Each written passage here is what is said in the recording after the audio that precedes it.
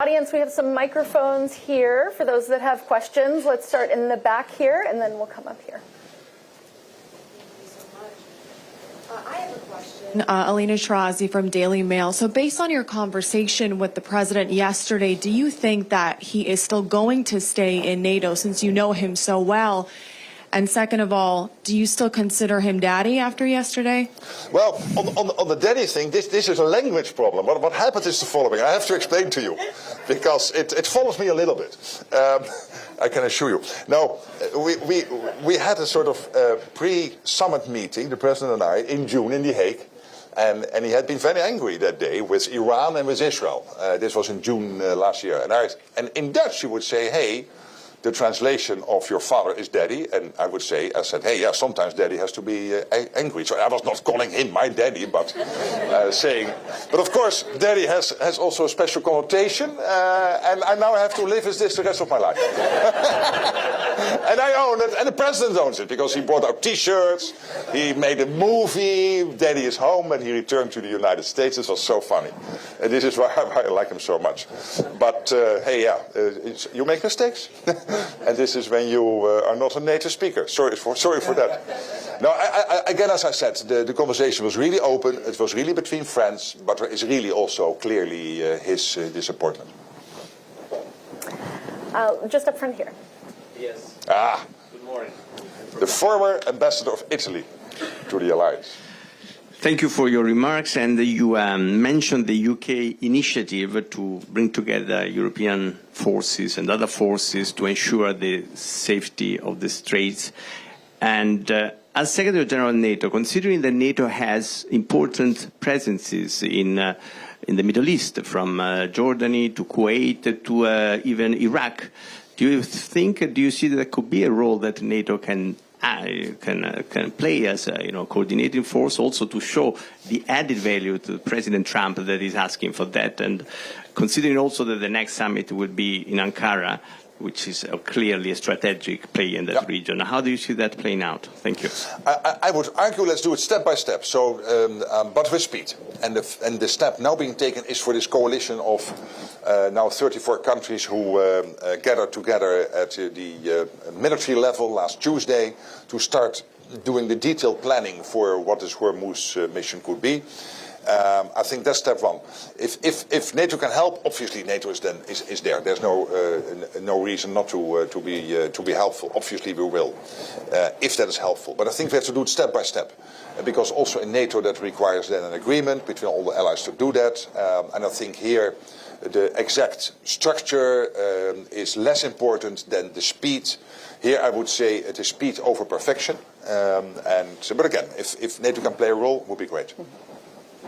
Hi, Paul McCleary with Politico. Thanks for doing this. Hi, good morning. Good morning. The Trump administration has spent the past year kind of telling NATO to stay out of the Middle East, stay out of the Indo Pacific, focus on Europe, focus on Russia. Now it's demanding, as you said, that NATO help in the Strait of Hormuz in the Middle East. Is that creating some whiplash there among allies about what exactly the administration is asking and how you can move quickly enough to meet their needs? Well, I think the thinking also on the US side is constantly evolving when it comes, for example, to the Indo Pacific. It is true that for some time there was an idea that you should focus more on your own area. And of course, it is always focus above synergy. So first, deal with your own issues, and NATO not being on 2% and now having to move to the 5%. And before all these decisions were taken, I totally accepted the US view that focus above synergy, first focus on your own problems. But now that we have solved some of those issues in the NATO summit, and now that the whole of alliance has reached this 2% threshold, so the foundation is now laid. What I also hear back in US circles and European circles is that most likely, if China would move against Taiwan, why not first call your junior partner in all of this, which is one Vladimir Vladimirovich Putin, residing in Moscow, and ask him to keep us busy here.